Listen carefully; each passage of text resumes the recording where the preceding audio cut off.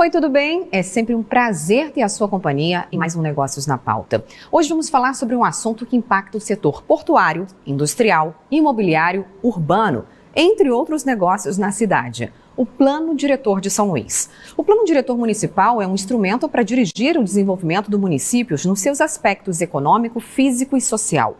O objetivo geral é promover a ordenação dos espaços habitáveis da cidade e estabelecer uma estratégia de mudança para uma melhoria da qualidade de vida da comunidade. O projeto é elaborado pelo Poder Executivo Municipal sob a responsabilidade técnica de um arquiteto urbanista, com a participação de uma equipe interdisciplinar em um processo de planejamento participativo.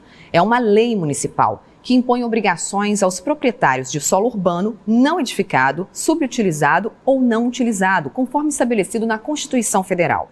Todo município, a partir de 20 mil habitantes, é obrigado a ter o seu plano diretor, que precisa ser revisto a cada 10 anos, segundo a legislação. Portanto, a cidade de São Luís, que está com mais de 1 milhão de habitantes, precisa acompanhar a chegada das novas tecnologias, prestadores de serviço e empresas de todos os portes. A última atualização aprovada para o Plano Diretor de São Luís é de 2006, a qual coloca praticamente metade da ilha com a classificação de zona rural. O processo de revisão e alteração do documento era para ter sido finalizado em 2016, porém só foram iniciadas as alterações no âmbito do macrozoneamento e, com isso, o que vemos hoje é o crescimento cada vez maior de áreas urbanas, com uma lei de 14 anos atrás que não reflete a atual situação de ocupação da cidade. A capital maranhense seguiu as etapas legais de elaboração do plano diretor, conforme o Estatuto da Cidade. Passou pela análise do Conselho da Cidade de São Luís, o CONCID, recebeu suas considerações e foi aprovado por ele. A próxima etapa é a proposta de revisão ser votada na Câmara de Vereadores, o que deve acontecer em breve.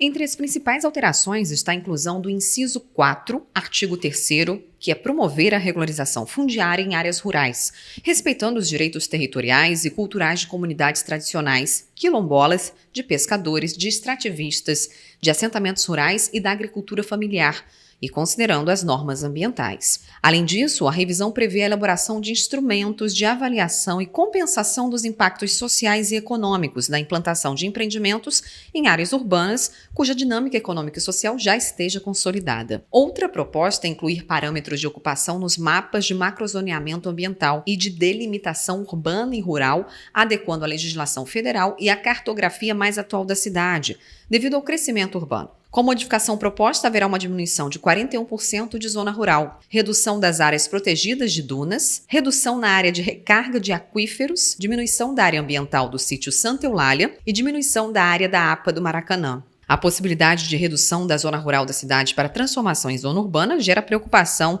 e é motivo de questionamento e debate entre a sociedade. O que foi apontado nesse plano diretor é que ele está desatualizado, ele foi feito com base em fotografias do ano de 2009, com praticamente não há estudos técnicos que dão base às alterações que são propostas. Ele reduz em 41% a zona rural do município, e reduz em áreas protegidas, segundo a nossa lei orgânica, 11,5 hectares de dunas, parte do sítio Santa Eulália e da APA do Maracanã, além de reduzir também a área de recarga de aquíferos do município. Nesse momento, o plano diretor ele não atende à necessidade da sociedade, seja no aspecto de forma, seja no aspecto de conteúdo, e nós esperamos que essa proposta seja corrigida, vamos dizer assim, pelo Poder Executivo, para que possa ter a sua tramitação. Em linhas gerais, a revisão do plano pretende incentivar a construção de habitações de interesse social, melhorar o acesso com transporte coletivo, promover a regularização fundiária, gerar empregos, criar novas centralidades e espaços públicos, implantando equipamentos e serviços. Para o Ministério Público do Maranhão, na avaliação do promotor de Justiça de Proteção ao Meio Ambiente, Urbanismo e Patrimônio Cultural de São Luís, Luiz Fernando Barreto Júnior, o projeto de lei contém omissões técnicas e equívocos legais. Um dos problemas apontados pelo promotor está no mapa de macrozoneamento ambiental, que reconhece como edificáveis áreas de dunas que foram indevidamente ocupadas. Nós abrimos espaço para a participação do INCID, o Instituto da Cidade, Pesquisa e Planejamento Urbano e Rural da Prefeitura de São Luís, para que pudessem falar sobre o assunto, mas não obtivemos resposta. Com certeza, não é tarefa fácil definir um plano diretor, uma vez que não existe um consenso entre os autores envolvidos na sua elaboração e utilização, engenheiros, urbanistas, empreendedores imobiliários, proprietários fundiários, entre outros. E por isso, nós trazemos agora essa discussão aqui para o estúdio. Ao meu lado, Arthur Cabral. Tudo bem, Arthur? Amanda, tudo bem? Tudo ótimo. Aqui a gente também tem Roberto Furtado, arquiteto urbanista. Seja bem-vindo. Muito obrigado. E Márcio Vaz, que é doutor em Ciências Ambientais. Também seja bem-vindo. Arthur, queria começar conversando com você para que você colocasse aqui a sua opinião sobre esse assunto, né? Sobre essas mudanças previstas para o plano diretor de São Luís. O que você tem a acrescentar sobre isso? Bem, acho que você já colocou aí na introdução que, de fato, nós já estamos atrasados, né? Em 2016 já ter a atualização desse plano diretor, na sua função mais primordial, que é o macrozoneamento, e isso não aconteceu por diversos motivos, né? O macrozoneamento praticamente ele faz uma formalização do retrato da realidade da cidade na ocupação das suas diversas atividades. Evidentemente que vai haver discordâncias em relação a isso, e o plano diretor, como qualquer outro assunto, ele vai gerar conflito de discordâncias, né? Então houve todas as tratativas necessárias, a Câmara recebeu do Executivo para votar, mas está lá sem que faça isso, e é importante que se diga que isso acaba afetando a vida econômica da cidade, porque algumas atividades, como da área industrial, ou da área portuária, ou da próprio setor imobiliário, eles são afetados por essa não atualização. Os nossos convidados aqui são profissionais bastante atuantes nesse setor e acho que vão nos ajudar a esclarecer o que pode mudar, o que pode melhorar e o que está de fato contido nesse projeto de lei que foi encaminhado lá para a Câmara Municipal. Com certeza. Então a gente abre espaço para os nossos convidados. Roberto, o que você acredita que pode impactar essa indefinição do plano diretor? Como é que ela impacta nos negócios da cidade? Não só nos negócios, mas na vida cotidiana de todo cidadão de São Luís. O plano diretor é um documento, uma legislação que ele dita as políticas públicas para administrar o município.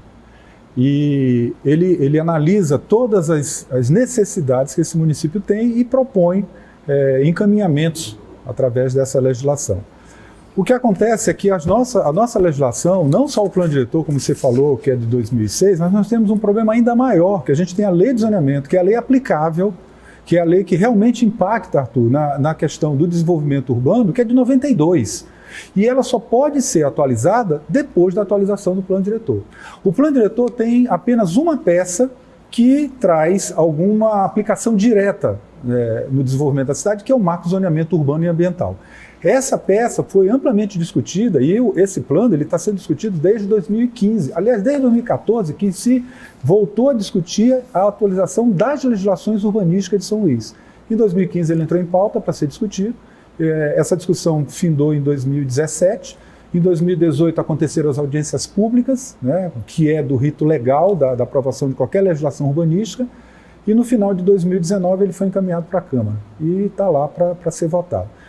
Mas a gente vai voltar a discutir mais profundamente sobre isso, mas a princípio eu digo, é uma lei extremamente importante para ditar os rumos do desenvolvimento da cidade e principalmente trazer segurança jurídica para investimentos novos e para que o comércio, para que os negócios possam fluir com certeza e com segurança jurídica mesmo e trazer reais benefícios para a cidade. Márcio, você é doutor em Ciências Ambientais. Uma das preocupações que eles colocam nesse plano diretor, nessa revisão, é que vai ter uma redução de 41% da zona rural. Como é que você vê isso? Você acredita que é um fator positivo nesse momento aqui para a cidade? Bem, antes de entrar nessa questão da redução da zona rural, é importante deixar claro que, como tipicamente século XXI, existem muitas versões e visões equivocadas. E essas visões equivocadas que convivem num ambiente democrático de fake news, grande mobilidade dinâmica de informação, então, muitas versões parecem lógicas, parecem bem reais, na realidade são fundamentadas maioria fundamentada em visões equivocadas. Por quê? Porque o plano diretor, do ponto de vista ambiental, o que é meio ambiente no século XXI numa área municipal, e que não é uma área de floresta nem de fazenda, ele é uma questão de qualidade de vida.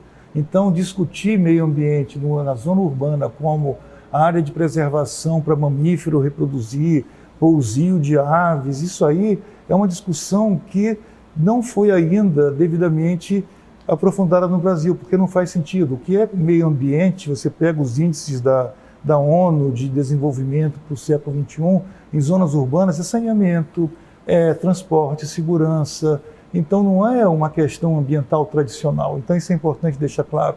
Então as pessoas têm, às vezes, na discussão do plano diretor, um enfoque de meio ambiente tradicional, como se fosse unidade de conservação, estão destruindo isso e aquilo, quando na realidade é uma gestão de qualidade de vida. Outra questão importante... Uma das críticas que se faz ao projeto de lei que foi à Câmara é que a questão das zonas de aquífero não foi devidamente estudada. Isso é verdade ou não é verdade, ou isso não é o momento de ser feito? Não, é um exemplo de uma visão parcial que foi transformada numa dimensão totalmente inadequada. Porque o que é aquífero? Recarga para manutenção de balanço hídrico para funções ecológicas e tudo mais. Função ecológica no Coab e Coatrac é uma área toda urbanizada. Então você teria a função de infiltração para diminuir escoamento superficial em episódios de chuvas intensas. Isso é drenagem urbana, não é uma questão de ecologia. Existe um impacto nada no abastecimento da cidade, porque algumas pessoas colocam isso como um impacto, essa redução dos aquíferos, para o abastecimento em si de São Luís. Exatamente, isso é um exemplo do equívoco. São Luís hoje tem mais de 60% de abastecimento por poço. Isso é suicídio, isso é um crime. E ninguém fala que nós temos um rio Itapecuru a 100 quilômetros de distância, perene, que não está morrendo coisíssima alguma, que pode abastecer São Luís com folga 5 vezes o volume.